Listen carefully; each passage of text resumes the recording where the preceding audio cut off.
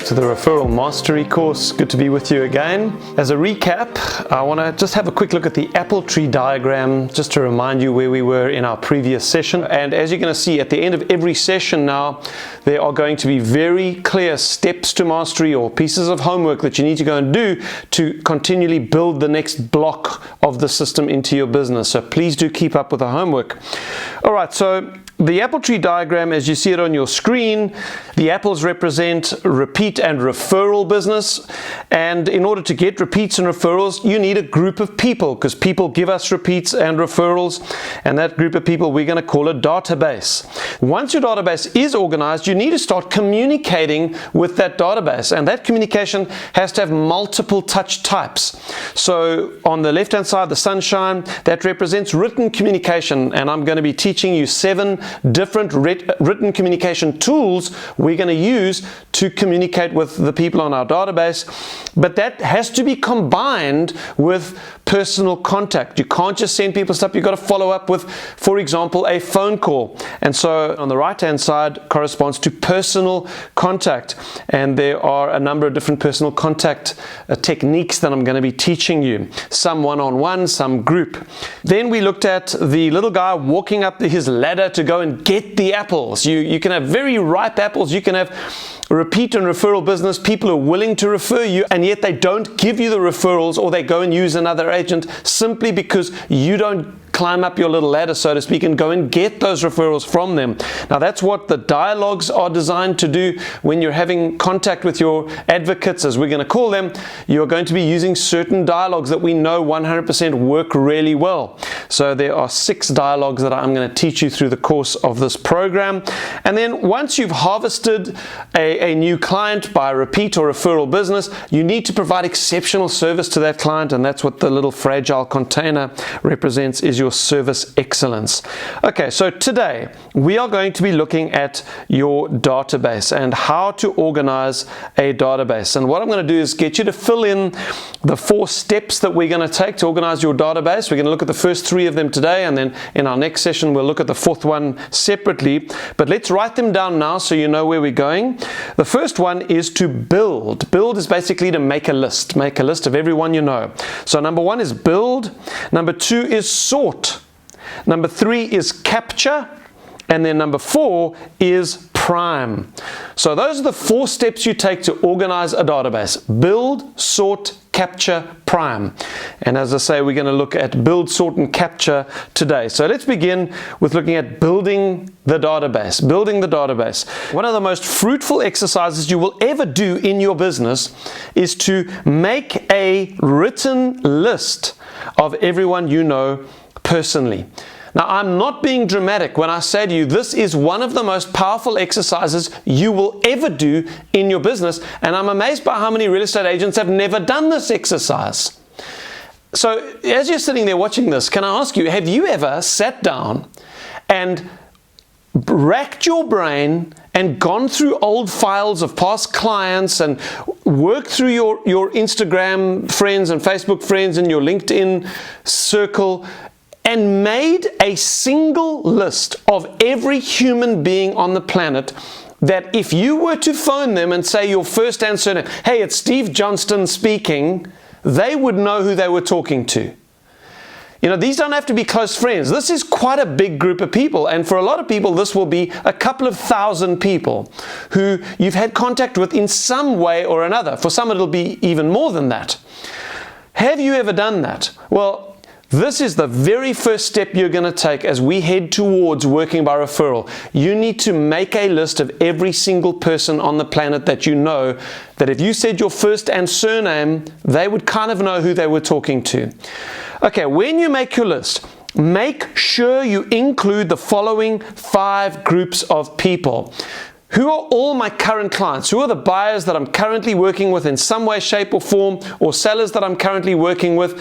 Then the second one is past clients. Now, I don't know if you are willing to admit, like a lot of us who've been in business for a while, there are potentially clients you've worked with in the past that maybe you have not kept in touch with as you should have. One of my top agents, his name is Brad Neal. He works in Johannesburg, in a very wealthy area of the country in northern South Africa. And Brad was admitting on one of our mastermind groups this morning that a past client of his, a certain lady who owns properties in Johannesburg, has just listed her home with another agent.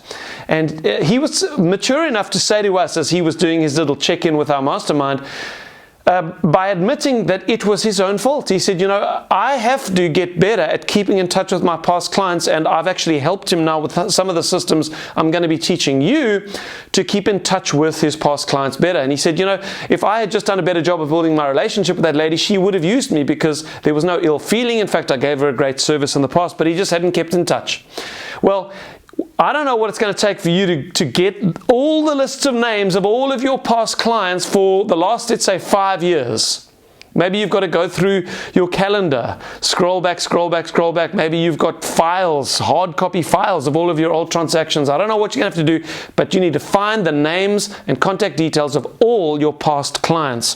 The third category is allied service providers. What is an allied service? Well, these are services that are allied to the real estate service that you provide. They're allied within a property transaction. So who are other business owners that also benefit from the purchase or sale of property? Well, attorneys would be a good example. Accountants, CPAs, garden maintenance people, security companies, pool maintenance people. And once you get the lid off the creativity, man, there are so many businesses that benefit from the buying and selling of property.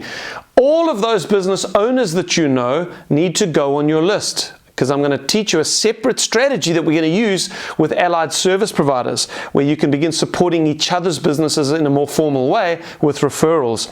Then personal contacts is the fourth one. That's just your personal sphere of influence. So that's people you know from family, close people like that, family members, or friends, or people you know from church or from gym or your book club or your paddle or pickleball club or whatever the case may be. So just your personal sphere of influence. And then the last category, and this is often overlooked by estate agents, although I must admit, having come to EXP, the EXP culture is incredibly, refreshingly collaborative. And I hope you found that in your journey at EXP, that EXP agents really do work well together. And so that's the other category, is other estate agents. You can get so much business from other real estate agents if you just build strong relationships and you keep in touch with them. Okay, so make sure you've got those 5 categories of people on your list and make as big a list as you possibly can. I would say that you need to at least get 500 names on that list. If you don't have 500 names on that list, you haven't done the exercise properly. You could probably get a couple of thousand names on that list. When you're making your list, do not prejudge. I am not asking you to make a list of the people that you think will be your advocates or your referral sources. That's not what we're doing here. This is a brainstorming exercise. Even if you think of a name of a past client and you think to yourself, Stephen, there is no way I am ever going to, in fact, if I see that guy coming, I cross over to the other side of the street. I do not want to see him. He was an absolutely ghastly man to deal with. That's fine. Just put his name on the list. What you're going to end up doing is deleting the name, because that's one of the steps we're going to take later. But when you put his name on the list, what's going to happen is his name is going to remind you of another name. You're going to suddenly remember his next door neighbor who used to look over the wall at you and used to look across at him and used to like make eyes at each other when this guy was like losing his temper or something, and you'd both shake your heads together, and you got to know the neighbor, and he was actually a pretty good guy. Put the neighbor's name on the list. That's what's going to happen. It's a brainstorming exercise. As I need you to pretend you're going to get $10 cash for every name you get on the list. Every name you get $10. That's how I want you to approach it. Okay, once you have built your list, the next step is to sort the list. So let's talk about sorting the database, because there's a few important principles here. One of the most important lessons to learn is how to prioritize your relationships. How to prioritize your relationships. This is not potentially, it's not a very popular thought, or maybe it's not a very pleasing thought to you, that we would prioritize the importance of some people over others, and, like some people are more important than others. And we're not making any kind of, fundamental claims about people's worth. Of course, everybody, in my view, is made in the image of God. We all need to be treated the same. But as far as your business is concerned, there are certain people that warrant more attention than others. Have you ever flown economy class, or as you Americans call it, coach, where they march you through business class in order to get to coach at the back? And it's like it's like the walk of shame. You hang your head and you feel like apologizing to all the people there that are busy sipping their champagne, watching you, poor beggar, as you walk past. And you want to apologize. I'm so sorry. I've meant to be more successful, but I really have tried. But congratulations to you. You've definitely been very successful. You want to sort of give the speech as you walk past. Well, businesses like airlines have absolutely no problem prioritizing their relationships, because they know it's good for business. So that's what I'm going to recommend you do. And the reason you need to prioritize your relationships is because the majority of your referrals will come from relatively few people. That is a very key and important insight into working by referral. You do not need a huge database of 5,000 or 10,000 people that you're keeping in touch with in order to work by referral. Now, as you're going to see, I am going to teach you to have a B list behind your advocates that is 5, 10, 15, 20,000 people if you can get it that big. Wonderful. But the primary source of your referrals is going to come from the people we call your advocates, or your A list, and that's 100 to 300 people. Your goal is to have a responsive database. And so once your database is built, you must then sort it. Your goal is not primarily to have a big database. Yes, if your B list can grow big and you've got 1,000 people, 5,000 people getting your newsletter every month, wonderful, that's great. It does serve some purpose. But our primary goal in working by referral is not to have a big database, it's to have a responsive database. The kind of database where when you send an email, instead of having a 20% open rate and a 2% click-through rate, you have a 70% open rate and a 50% click-through rate. Because these are people that are used to talking to you. They know you're going to be phoning or visiting them soon. They have a relationship with you, so they will read your emails. That's the point here. We want a responsive database. That is worth its weight in gold. It takes some courage and some faith in the system, but understand that more focus and attention on fewer people will produce incredible results for your business. More focus on fewer people. That's almost the diametric opposite of how real estate has been taught for the last 60, 70 years. The marketing techniques that we've been taught having got into real estate were geographic farming, lots of cold calling, lots of direct mail. You blanket your area, maybe some big public branding. It's trying to get the attention in a very low or no relationship environment of 10,000 people. We just want to get everyone's attention.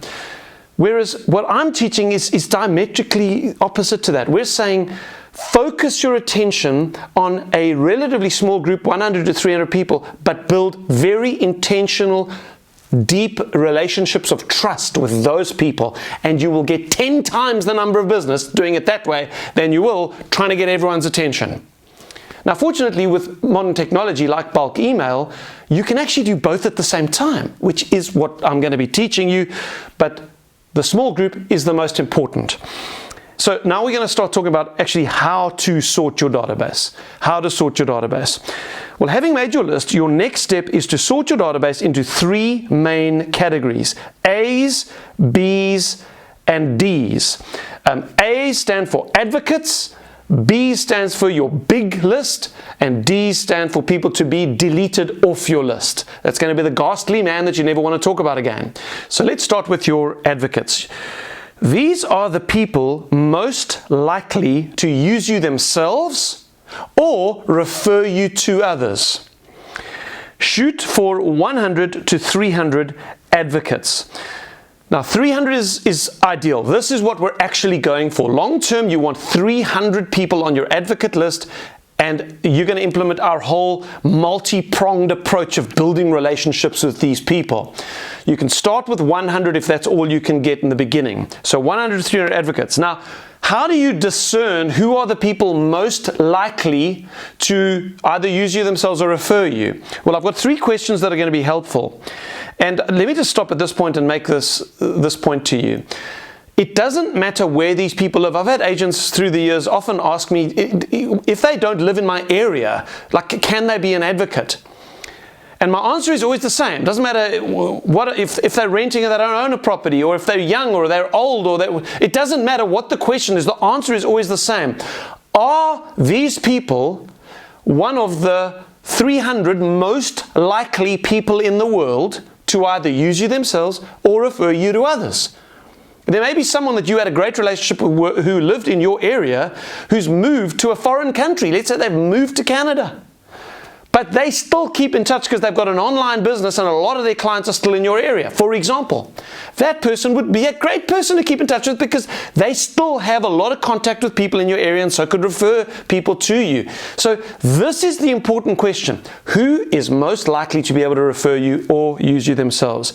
So question number 1 is, who are the people who are able to refer me to good prospects? You know, you might say, well, you know, I love my granny. My granny is 93 years old. She was like a mother to me. I absolutely love my granny. Is my granny an advocate? And my answer to that is, well, is your granny able to refer people to you who will be buying or selling property?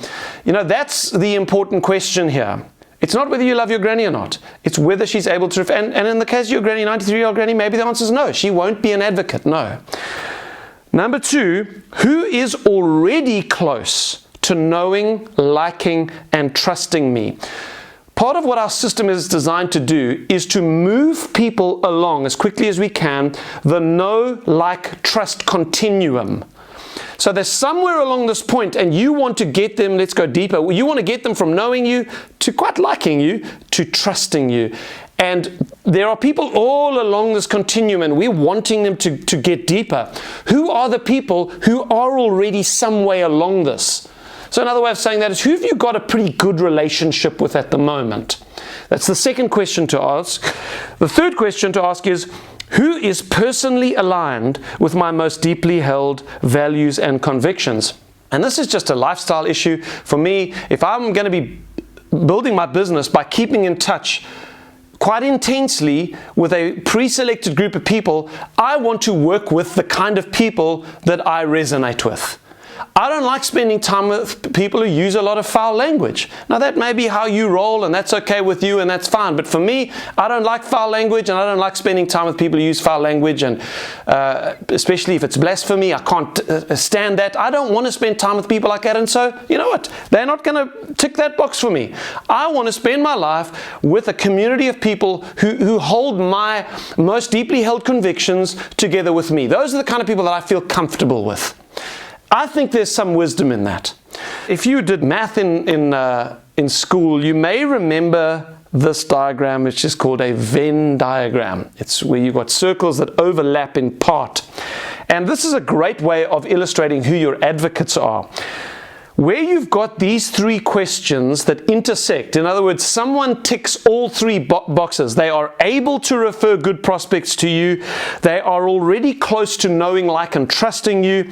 And they are aligned with your most deeply held values and convictions. If somebody ticks all 3 boxes, that is 100% one of your advocates.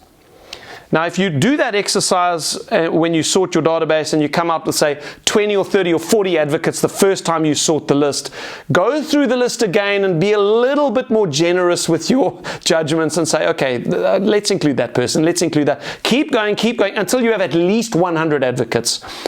And as I say, shoot for 300. So practically what this looks like is, I'm going to say later, you should probably build your initial list, the 2,000 names, you should probably build it on an Excel spreadsheet. and there's a reason for that I'll get to later. What you're going to do is you're going to go through the Excel spreadsheet line by line by line by line, and every time you come across someone that you think is an advocate, just highlight that cell yellow or something. Highlight it, highlight it, highlight it, and go through it, and keep going until you've got at least 100 advocates and shoot for 300. So practically that's what it looks like. All right, so that's your advocates. Now let's move on to the next category, which is your Bs, or your big list. Your B list or your Bs are people worth keeping in touch with. And here's the key: you want as many people as possible on your B list. You want as big a B list as possible. Why? Because the way we're going to keep in touch with our big B list is through a monthly newsletter. It's going to be an email that you send once a month, like a market report. We'll get into the content later, but because of the way bulk email works, you could have 20,000 names on that list, and it's just a click of a button once a month and it goes to everyone on the list.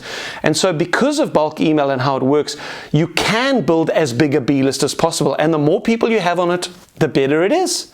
Okay, you must have a monthly email newsletter that gets sent to everyone, advocates and Bs. So practically, again, what does it look like? You've gone through your spreadsheet, you've pulled out, say, 200 advocates out of your 2,000 names. There are 200 yellow highlighted names. Who's your B list? Everybody else is now your B list, except for your Ds. So this is the third category of person on the list. Who are Ds?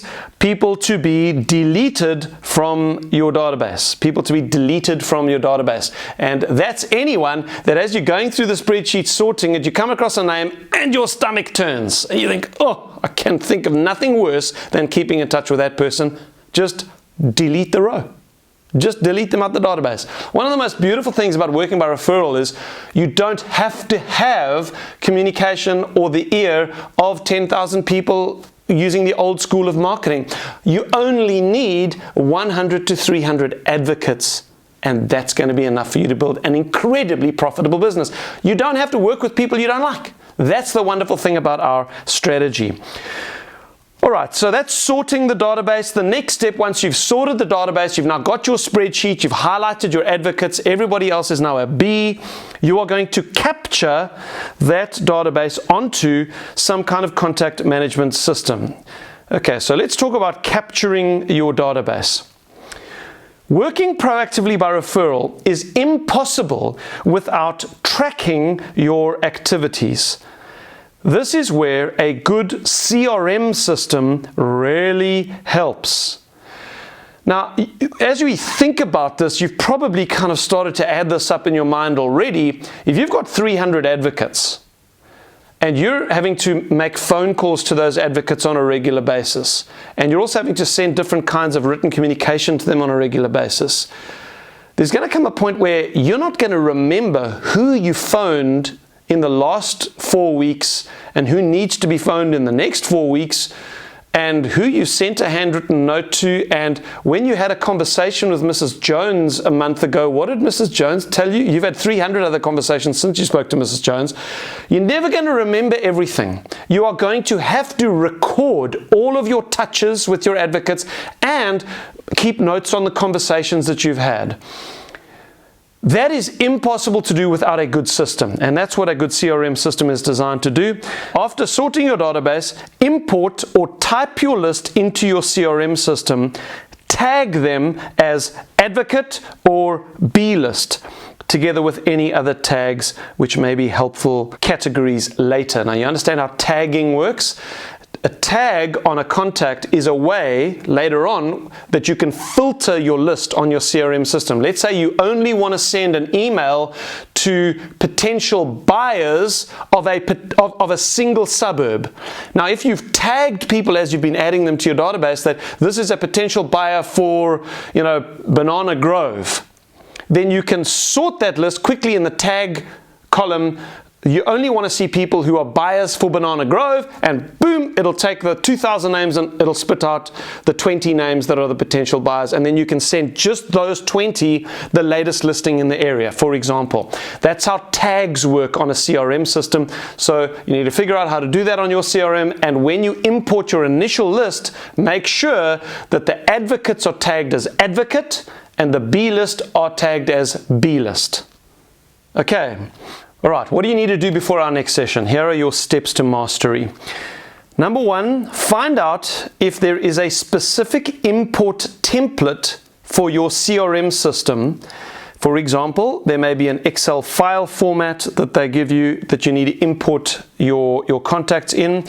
Most CRM systems allow you to bulk import your contacts into the CRM system when you first start using it. And normally it'll be from an Excel spreadsheet, and some of them might give you a template that you've got to use. So certain columns like title, first name, surname, email address, cell phone number. So just find out, whatever CRM system you're using, do they have an import template? And my suggestion to you in step number 2 here is to make as big a list of names as you can using that template. In other words, this is the build part of build, sort, capture, prime.